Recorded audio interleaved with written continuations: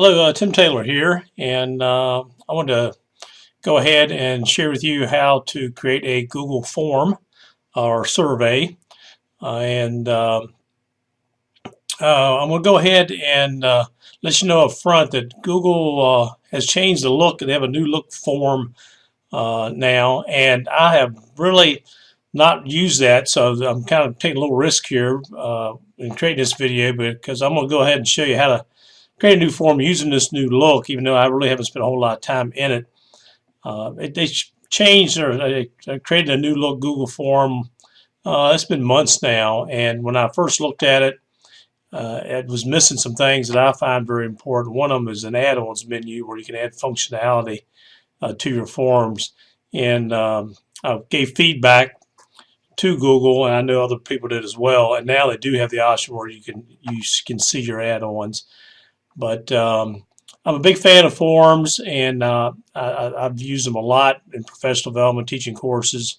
A lot of ways you can use them with students, administrative staff, obviously to get create surveys for getting input from parents and the public, etc. So a lot of great uses of Google Forms and surveys. So let's go ahead and get into it here, show you how to do this, and also kind of give you some guidelines for your assignment here.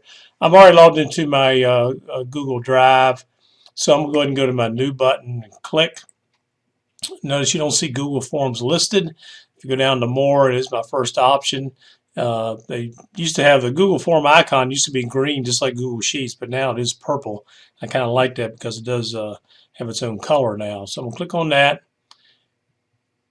And I'm in the new look Google Forms. If any of y'all have experience using forms and you don't like the new look, if you look in the lower left-hand corner, you see a little guy here running. It says back to the old Google Forms. If you click on this little icon here, it will take you back to the old Google Forms. And notice you'll see the purple bar here. If I click here, I can take me right back to new Google Forms. If you want to stay in this mode, you can. You can just click this X to get rid of this if you don't want it. But again, I think they're going to stick to this new forms and eventually probably get rid of this one. So I'm going to go ahead and share with you in the new way now. So I'm going to go and click here to go back. And first thing you want to do is create a name for your form. You can click here or up here. I'm just going to go up here and click. So I click once, it highlights it. And you can create whatever form survey you want. I'm going to just, for example, do one called Favorite Things. And once I click out of that, notice it will automatically go ahead and populate the title here as well. Here's a place for a form description. I can type something here. Please share your favorite things with me. And then we can go ahead. If I click here, I can start with questions. And if you look over here to the right, you have different types of questions that you can create in Google Forms. Default here is multiple choice. If I click at this drop down, I have short answer, paragraph. Besides multiple choice, check boxes. Here, this gives me the ability, or the person fill out the form, to select more than one choice. So you have little different boxes in front of your answers. They can select more than one. Drop down is similar to multiple choice, except you create like a list. The way I explain drop down, when you use drop down compared to multiple choice, if you have a lot of options, you can imagine how long your form could be if you have like 12 choices for a question. So my recommendation is once you get past like maybe more than 6, I tell people you probably want to try a drop down option, because you can put all your choices in there, and what they'll do is they'll click on the drop down arrow and they can select your choice. So the functionality is similar to multiple choice. I just use drop downs if I know I have a lot of choices for people to go through. There's also a linear scale. I think about like hotel ratings where 5 is great and 1's poor. So you can put ask a question there and you got like a 5 to 1 option, but you can do like 10, whatever you want your scale to be. A multiple choice grid. This reminds me, I'll say the hotel theme. You might on the top again have kind of like a linear scale where you have excellent, good, average, poor, very poor. And on the left-hand side, you'll list a bunch of things that you want people to share their opinions about. So, for example, like a hotel, you may say cleanliness of the room, continental breakfast, amenities, those type things on the left-hand side. So you can really share information about a lot of different topics. Then you can also insert you can have people put in a date and also a time option.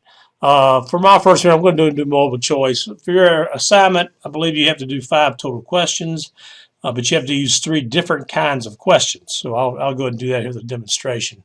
Let's go and do what is your favorite, if I can spell here, favorite food. And what I can do is I can click and I can do pizza. And if I do tab, it will, takes me down a different, I can move across as well. But you can also just click right here, add an option. And I'll go ahead and say hamburgers. If I tab one time, tab again, it'll take me to add option. I can start typing again here. And let's go ahead and say tacos. And let me go ahead and click and add one more here. Let me go ahead and put shrimp. And notice there is an add other option here. If I click add other, it'll just be a blank field where someone can enter their own choice. If you look and go across your answers here, you'll see it's in gray. It's kind of hard to see here. You see like a little grid option. I can just slide my choices around if I want to change the order of them. If I want to delete an answer that I had, I can just click on this X.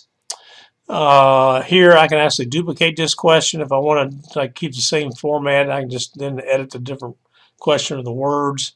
I can delete it, the trash can.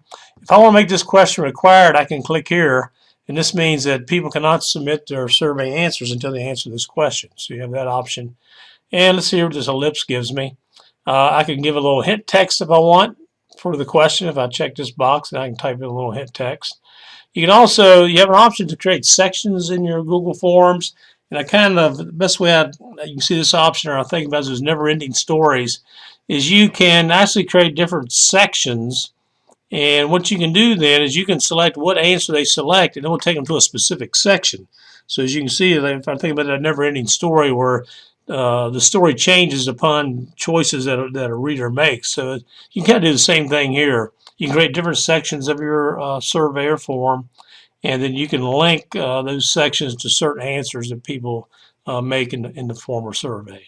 And the other thing you can do is shuffle option order. In other words, what will happen is the answers will be shuffled as people bring up the survey. So it might be kind of handy if you're giving assessment to your students.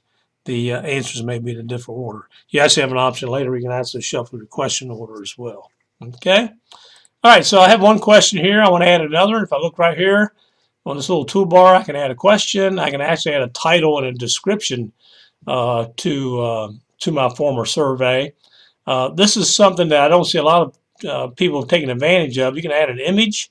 Great for like a little story starter. You can add an image and put like a paragraph question there where people look at the image and for like a little story starter or an icebreaker and be able to type something about that image. You can also add a video. It's got to be a YouTube video. Add a link to that. You can then ask questions about the video. So a nice little multimedia option there. And then here is where you can add those sections, as I talked about how you can link an answer to a section. All right, I'm going to add another question, so I'm going to click here. And let's go and do here, what is your favorite color? And for this one, I'll go and do a drop down. And I'll click here and I'll do yellow, green, blue. Notice I'm just using my tab key twice to get the next option. Orange. Scroll down so we can see it here. Now click. Black, brown. Remember I said after 6 when I usually use drop down boxes. So I'm going to go ahead and add one last one here. And let's go ahead and put red. All right. And again, if I make it required, I can click this. I won't for this one here. And let me add in one more question. And if you want to go back in edit mode, it's pretty easy. I can just go ahead and click on the question. It goes right back into edit mode. If you look here real closely, you can see again this little like grid thing. Notice I have the 4-headed arrow. I can actually click and I can drag and change the order of my questions. I can just click and drag it up here if I want to. I'm going to keep them in the same order. But you can easily change the order of your questions. All right, I already added a question, but let me go ahead and click and go back into edit mode. Let me just make this one a short answer, and I'll just answer a direct question. What is your favorite movie? And here they just may put in a short answer question there. And again, if I'll make it required, I can go right there. Okay. All right. Now, so yeah, I kind of show you this toolbars about. If we go up here, this is again one thing that I did was missing until just recently. They finally did add an add-ons menu. I'm not going to talk about add-ons in depth right here now. We'll talk about those in our next session. I have a color palette here. If I click and actually just change the color, right now it's purple, but if I want to, I can click and it changes to a different color. Okay, but also there are themes. If I go right here and I click, and this looks like basically an image icon, and notice here that I have different themes that I can select. All right, now I have not found a way where I can customize these themes in the older version or current one now, not the new one. You used to be able to select the theme and then click on underneath the theme. There's a customize. You could click, and then you can actually change the fonts of the title of your survey, your question font, color, hint text, the questions. Various things you can actually customize. I don't see that option here when you're going through the themes, and even there's another one place for templates. But if anyone does know, let me know, please. I'd appreciate it. But I can go through here and notice we have different categories. I can pick when it comes down to different themes. I can also upload my own photos if I want to, or I can connect to albums. I'll go back to illustrations. Let's say here I can go ahead and scroll down. Let's go ahead and try the old ties. I click on this, and it'll automatically go ahead, and once I hit select, okay, it will change it. Boom, right to the top here. It just basically kind of changes my header. Okay. And if I click back here, if I want to change it back to where it was, I'll change it back to purple. It's that easy. Okay, so that's your color palette. If I go and click on preview, okay, this will actually let me take a preview of what the survey form will look like. Excuse me. I'll just close that X out and go back to my edit mode here. And then if I go here down to my settings, here's the different options for my form. Very important here, who can respond? Right now, the default is anyone in my school division can reply to this survey, but this is not good if I decide to send a survey outside of my school division. So if you're doing a survey or form that's going to go out to the public, you definitely want to change this option. And for this class assignment, you will definitely want to do this if you're using a school division account. You want to go ahead and click and choose anyone. And again, if you're using a personal account, I'm not sure this option even exists. I've created all of mine within my school division. Another option here is can submit only one response. If you check this box right here, what's going to happen, and this requires a login, so you actually have to go back to your school domain that people will log in, and then what this does, it only allows them to do one response. If a person's logged in and tries to go back to the form and submit another one, it will tell them, no, sorry, you can't submit, you've already submitted an answer. So this is great if you're getting some information via survey or form. You don't want one person to submit 5 or 6 answers to skew the data. So it's a nice little option if you decide to do that. Confirmation page is once you submit your answers, it will go to a confirmation page, and the default is your response has been recorded, but you can click here and make your own little reply, and I'll just say thank you, but you can type what you want there. Other things that you can do on this confirmation page, if you click here, you can give them a chance to submit another response. I like to go ahead and do that, because that way once on the confirmation page, someone can click the link, it'll take them right back to the survey for the next person. Here you can they can edit their own response if they want to. I can't remember if this requires a person to be logged in or not, but you may hit submit and they went, oh no, I think I did a wrong answer. So this will give you a link where the person can click on it and take them right back to the form and change the response. I personally have never used it. And see summary of responses. Basically what will happen here is it's not much value to the first person that answers a survey, completes the form. But if I'm like the 50th one, if I check that box, there'll be a link, summary of response. If I click on it, it will show you what the other results have already been compiled and see how people are doing. So like favorite color, I can easily see maybe 13 people chose orange, 15 green, etc. I've done this a few times, showed the summary of responses. It's up to you when you do yours. Presentation options.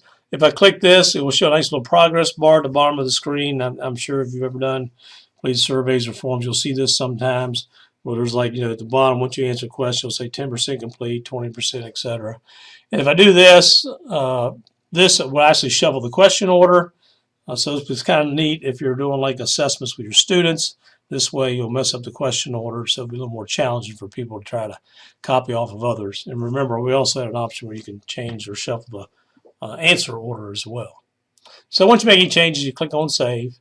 So that was right there in your settings option. And again, I kind of went over here when it comes down to a hint text and data validation. Data validation, we're not really cover that right here now, but you can kind of help make sure that the people, when they would give responses, especially for short answers, you can kind of give them some guidelines to make sure they're putting the correct type of information in there. Like if you're asking for a phone number, an email address, there's little data things you can check. It's not real complicated. It kind of helps out a little bit. All right, if you look over here on the more, if I click on this, notice I have options. I can make a copy of this survey. I can move it to the trash. I can get a pre-filled link to it. And I'll show you another way how you can get a link to the actual survey to share with people so they can complete your form or survey. You can print it. I can add collaborators. Just remember, what's great about Google is it loves to give you collaboration options whenever you're using any of their products. And just like you can, remember how we shared our Google Doc where people can come in and help edit and add comments, etc. You can also add a collaborator on forms. So again, more than one person can actually work on a form together. So if I click on Add Collaborators, I just put down the email addresses of the people I want to add as collaborators to this form, and we can all work on it together. So a great way for students to work together and creating a form. Script editor, don't worry about that. It's a little more advanced. Here I can get I can get more add-ons, and again, that's something else we'll look at later. You got a help center. You can report a problem or take a tour, and you may want to do this if you've never really done a whole lot with forms before. All right. Part of your assignment, of course, is you got to create 5 questions, 3 different types of questions. And I have 3 here as an example. But then what you need to do is you need to send your form or survey to your classmates. And the way we do that is we go up here to our send button, and it will show you how we do it. So I hit up here and go to send.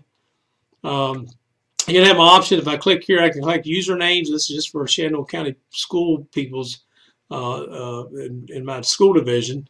But right here, notice it says send via email. So right here, I would click, and here's where you need to put all the email addresses of people in the class. And just like you did for your Google Docs, you can go to Moodle, highlight those email addresses, and don't forget me, copy and paste them right in here if you want.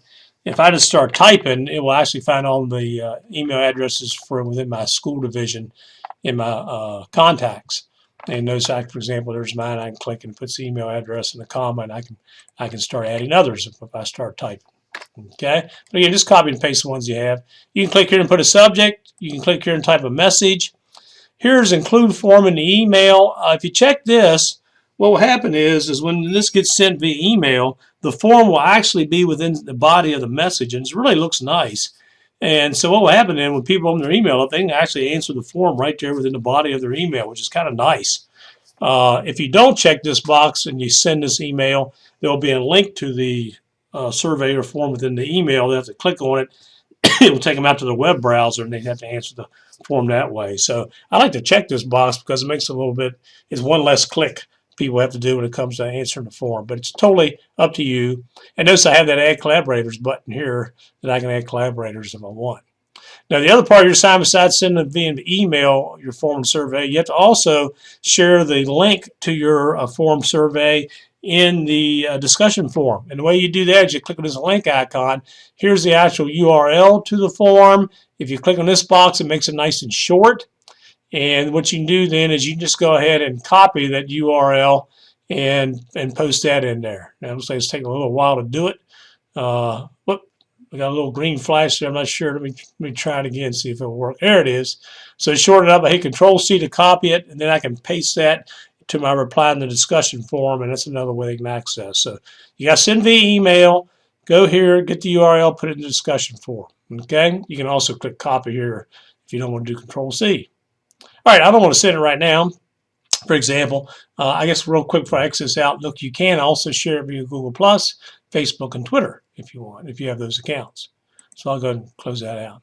So that's how you can share it. Now, Before I finish up here, I do want to show you that notice we're basically always been in question mode, and I think I've showed all the options. But the other thing is with your forms and surveys is you want to see your responses, obviously. So if I click on responses here, what I like about Google Form surveys is I like the responses to go right into a Google Sheet, which is like an Excel spreadsheet in Office.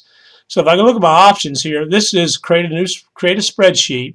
If I go here and click right here on this little ellipse here, I can get email notifications anytime someone submits a new response. And this is a nice little option. So if you're put together like a survey and you're asking for opinions and you have like a time-sensitive survey that you use where you need to know someone's submitting data, if you select that option, as soon as someone submits a response, you'll get an email saying, hey, someone answered your survey, and you can go ahead and see what they did. We use this, for example. I've created a software or subscription purchase form where if people want to buy software, subscribe to an online site, they need to complete this survey. And when they submit that, I'll get an email, so I'll know go to check, and then I can either approve or not approve their purchase. So I like that option right there. I can select a response destination.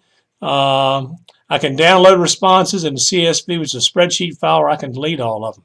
If I hit select response destination, create a new spreadsheet or select an existing spreadsheet, I always like to create a new spreadsheet. And what it does is it always takes the name of your survey or form and then puts responses in parentheses. All right. And if you want to learn more about that, you can click right here. If I do select existing spreadsheet, if I select that, it will actually let me go out to Google Drive and see all my spreadsheets that I have, and the data will go right in there. So I can hit create here to create my new spreadsheet. The other way I could do it is this little icon right here. If I do click that, it comes to the exact same window. Again, I'm going to do a new spreadsheet, so I'm going to hit create. And then what it does is it makes a nice little Google Sheet. These are my questions here.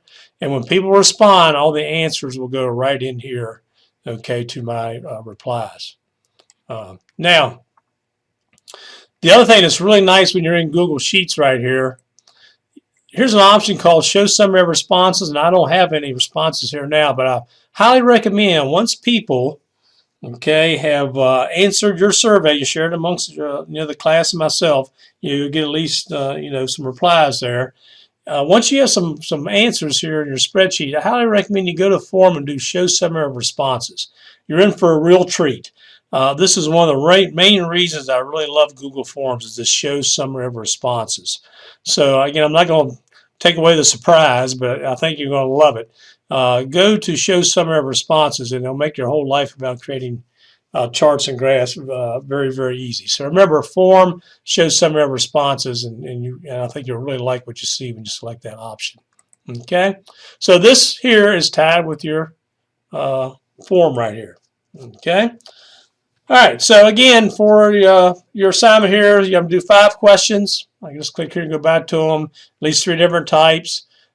Make sure that you then hit your send here and you share it via email as well as the URL and discussion forum.